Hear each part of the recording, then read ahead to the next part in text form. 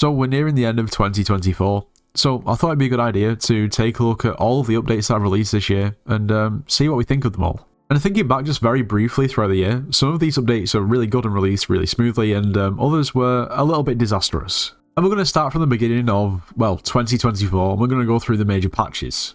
So this was patch 0.19.10, and this saw the introduction of fans' pet training services. Taming 60 was implemented into the game, which to this day is still very, very expensive and has seen these pets in particular be inflated quite a lot. After this update, we were now able to access a detailed rundown of basically where all of our playtime is by using the /playtime command, and then looking a bit further into it. Pretty cool. We also got the cat bouquet rather than the cat flowers, it's just a better version.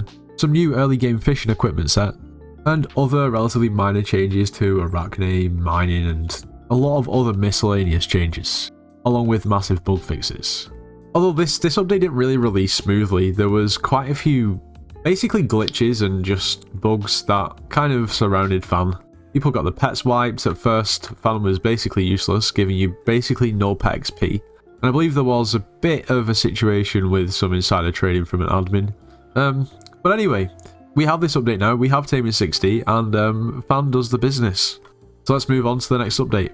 But just before we do, at the moment we're actually trying to beat the population of Andorra with subscribers. The population of Andorra is around about 80,000 people. Once we reach 80,000 subscribers, we're going to be visiting Andorra and we'll be able to claim that we have more subscribers than the population of the whole country, which would be pretty cool, so make sure to subscribe to make that happen. Also, if you are planning on purchasing anything from the Hypixel store, make sure to use code NITROS, it gets yourself 5% off. You should also join the Discord server, it's linked in the description of this video. We offer slays and dungeon carries, so if you need carries or want to carry and make some coins, make sure to join. Now the next Skyblock major update was released on the 6th of February 2024, patch 0.19.11. And rather than big changes, it was just a combination of a lot of smaller changes. For instance, we can now stack things like god pots and mix-ins, which is very good. This is when they first started to phase out enchantment book recipes, and a ton of changes to other items and pieces of equipment, which is, yeah, interesting. A lot of bug fixes, there always is nowadays. We are just getting started, and up to now, they've only really been relatively minor updates. On March the 12th, 2024, we got patch 0.19.12, with the long-awaited tablist update, a new dungeon accessory in the General's Medallion, various pet changes and buffs, a bunch of garden, pest, quality of life and more. When this update released, there was bugs with the garden and it was closed for 6 hours, and basically you can, from then, rearrange your tab list. Of course, the General's Medallion, and the introduction of solo dungeons, along with a ton of garden changes, and changes to pests too. A ton of pests were reworked completely, the list is actually pretty long, but still nothing massively major. Until April the 9th of 2024, when we got the 0.20 patch introduced in the Glacite Tunnels. In my opinion, this is, well, my favourite update of the year. The introduction of the Dwarven base camp, a ton of new collections, new gemstones, new statistics, Heart of the Mountain 8, 9 and 10 being introduced, the Glacite mineshafts, frozen corpses, the almighty Pendant of Divan, of course the introduction of fossils, and the excavator, and a ton of new pets that are all basically related to the new update. Well, not a new update for us now, but the glacial mines. In these patch notes, a lot of future updates were actually mentioned. For instance, Glacite Tunnels Part 2, Better Maze, which of course we'll get onto later, Dragon Rush and Primal Dragons that never made it to the main server, and Foraging. Well, 3 to 5 business days, I guess. And this is probably the most fun I had playing Skyblock this year, I've got to say. Which in my opinion is testament to how good this update actually is, because I don't like mining. And I never would have thought that the grind to Heart of the Mountain 10 would actually have been fun, but it was. Truly a really cool update. On April the 24th, 2024, we got the patch 0.20.1. Now, this introduced the Hoppity's Hunt, the Chocolate Factory, and also more changes to the Glacite Tunnels. The Chocolate Factory, basically something to replace, well, Cookie Clicker. It feels like it's been the game for a lot longer than just 8 months, I can't lie. The Chocolate Factory in general is just something to focus on maybe once a day. Not really have to try too hard, it's just a passive sort of fun kind of minigame on the side, and it gives you Skyblock XP too. Also, there was a few changes to the Dark Auction and how it looks, with a new accessory in the Magic 8 Ball. A few of the weights were changed as well. The Glacite Tunnels was also slightly adjusted, introducing the Glacite Golem Pet, which interestingly didn't actually release when the Tunnels update came out, which is very interesting. I can't lie. The cold and cold resistance was reworked because previously it didn't work too well. Also, pity was introduced when you're trying to get vanguards. Well, there was a lot of changes made, because I guess maybe the update wasn't perfect when it released. Now, refining the Glacite Tunnels and the introduction of the Chocolate Factory to me is a pretty decent update. And it was more of the same on the 28th of May 2024 when we got the 20.2 patch for Skyblock. There was further changes to Chocolate Factory and Glacite. 2 new Rabbit family employees were introduced into the Chocolate Factory, and an extra prestige was added too.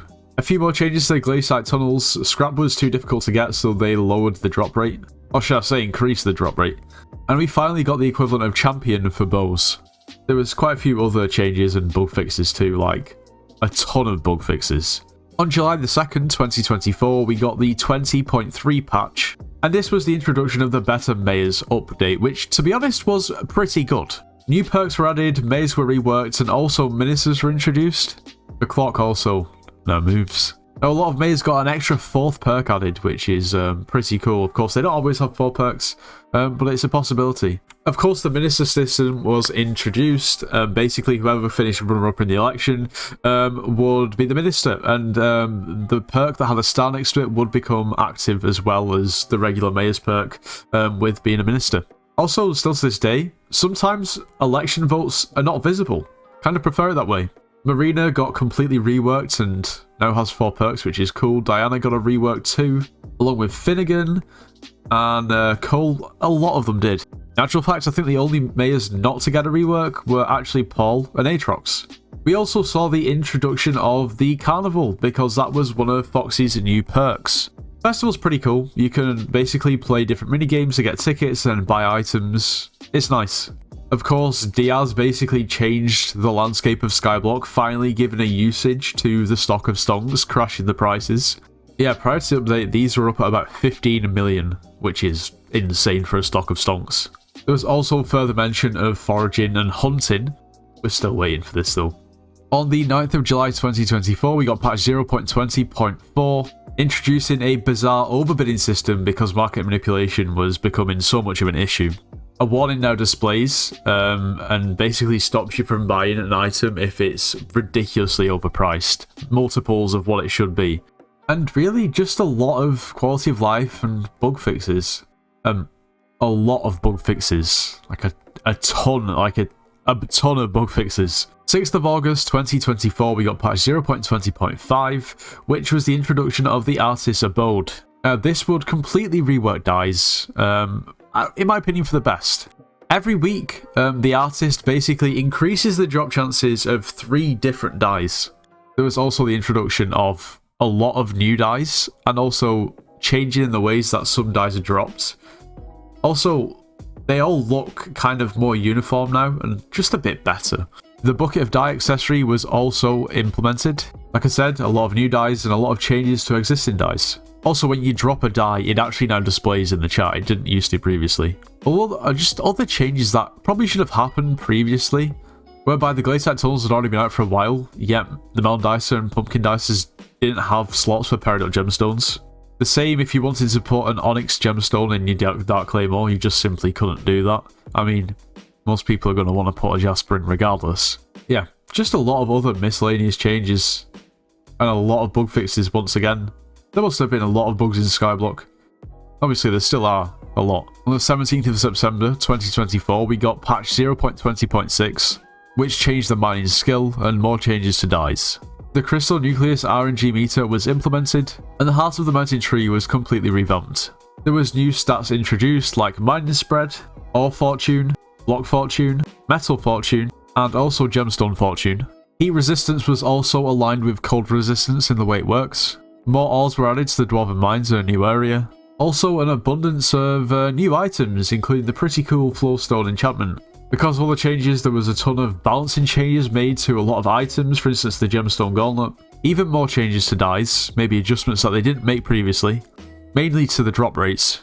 And of course a lot of other miscellaneous changes and, well, you bet, some more bug fixes. On October the 15th, 2024, we got patch 0.20.7, with an overhaul to how the museum rewards Skyblock XP, a slew of improvements to the annual Great Spook event and more. Now, It's got to be said, the museum overhaul update was an interesting one. So previously, all items would roughly give the same amount of Skyblock XP, but now an item that requires you to have progressed further through the game to obtain and then put in the museum gives you more Skyblock XP than, well, for instance, something that didn't take you very long to get, which makes complete and utter sense. Now, the milestones were changed and they were quickly reverted, well, parts were, because they basically made it so you had to get a pretty high milestone to be able to purchase really anything off the auction house. For instance, milestone 11 was 1 billion limit, which is crazy high. Milestone 17 was 5 billion limit. It was an interesting one. It was reverted. Some new fame ranks were introduced, and a ton of changes to the Great Spook event too. Also, a lot of bug fixes. Like, a ton of bug fixes. Like, so many bug fixes again. November the 19th, 2024 brought us patch 0.20.8 with a general update to Pest, some garden bouncing, and a chocolate factory update that lets you take breaks from Hoppity without any downtime. We want downtime anyway. We got the addition of, well, new armor and also new items. We also got a new pest, the field mouse. Changes basically to the way that wheat is compressed. We got bouncing for the pest drops, and a lot of other changes to the garden. As for the chocolate factory, we got the rabbit hitman. Basically allows you to be AFK, but still, well, get rabbits. A lot of bug fixes again, like quite a few. Prior to this update, there was an alpha that tested all of this, and there was lots of changes to the Crimson Isles, in particular the armor, and basically, well, just a huge update that didn't end up being released on the same day because I guess it wasn't ready. But we didn't have to wait too long because on the 3rd of December 2024, we got patch 0.20.9. There was changes to the Kudra armor sets. For instance, if you wanted to wear burning Crimson armor, for instance, you'd have to have combat level 32 and also have a burning tier Kudra completion, which to me makes sense. There was also changes to the armor sets themselves. A lot of chopping and changing, but the Crimson armor when infernal is now very good. A lot of these armor sets abilities now scale with, well, how far you upgrade them, which also makes perfect sense. Also, regardless of how far they're updated, these armor sets are, well, they're now tradable, along with the unsoul binding of pretty much all Crimson Isle items. Yeah, a ton of, like, pretty much everything that was previously soulbound is now unsoulbound. There's also quite a few bestiaries that were reduced, and of course a ton of bug fixes. In the What's Next section, they mentioned making the Crimson Swipe not be magic damage, which they actually did manage to do, considering now when you actually hit something with, well, Crimson Armor with full stacks, your swipe is also another crit damage hit, which makes more sense. It just means that, well, Crimson Mage was killed in this update. Now, I feel like this update really did split people's opinions. People with an abundance of Crimson Essence who probably quite love Kudra would have probably been delighted considering the prices went through the roof. You know, a ton of more people were now upgrading these armor sets, and they all needed Crimson Essence. In my opinion, I think it's worked out pretty well. Although, at the same time, I didn't really think it needed to be changed. I would have been pretty happy with the old system. But yeah, not really terrible. And the most recent big update that we've got was on the 10th of December 2024, the Mountaintop update. Patch 0.21 finally completed the rift.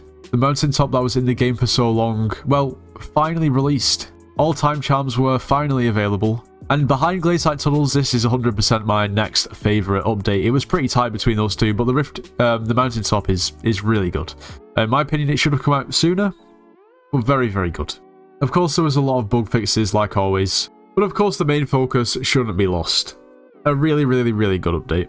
New items, new armor, new pretty much everything. An absolutely massive update that did not disappoint.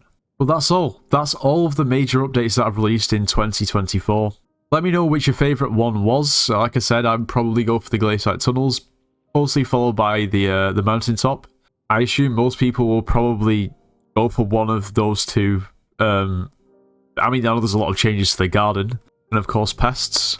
No, I want you to let me know what you think of all the updates in general, what we've got in terms of maybe compared to something like last year. Like, was it a good year for updates? I don't think it was that bad. I still think the foraging situation needs to be sorted because we've been waiting for it for so long. But, you know, one step at a time. Anyway, that's going to wrap up today's video. I hope you all have enjoyed. If you have, make sure to leave a like, subscribe if you're new, and I'll see you in the next one.